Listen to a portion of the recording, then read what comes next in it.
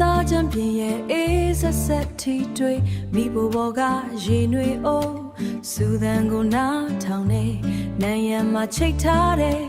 မြေပုံဟောင်းလေးဟာငါတို့အတူတူသွားခဲ့တဲ့လမ်းတွေကိုပြန်ပြီးပြောပြနေသလိုပဲမင်းရဲ့လက်ဖို့ကအစင်းကြောင်းတွေကိုငါအလို့ရတဲ့အထိငေးချီဘူးတဲ့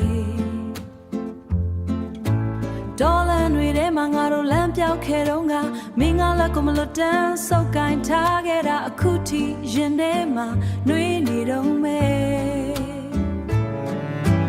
သစ္စာဆိုရာစကားလုံးသက်သက်မဟုတ်ဘူး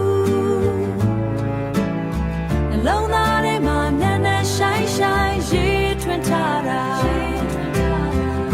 အမြဲတမ်းမြဲထွက်ပဲဘလောက်ပဲလေးပြင်းတွေတိုက်ခတ်ပါစေငါဒီနေရာမှာပဲရှိနေမယ်တခါလေတော့လဲလွတ်လပ်ချင်မိသား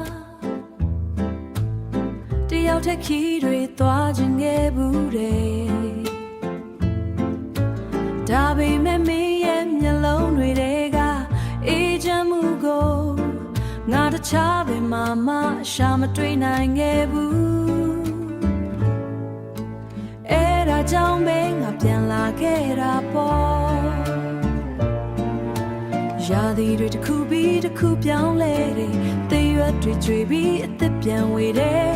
ငါတို့ရဲ့ကတိကတော့ပြတ်ပြင်းမသွားဘူးချန်စီယိုကသက်သားတိုင်းတွေလိုပဲအချိန်ကြာလေးပို့ပြီးခ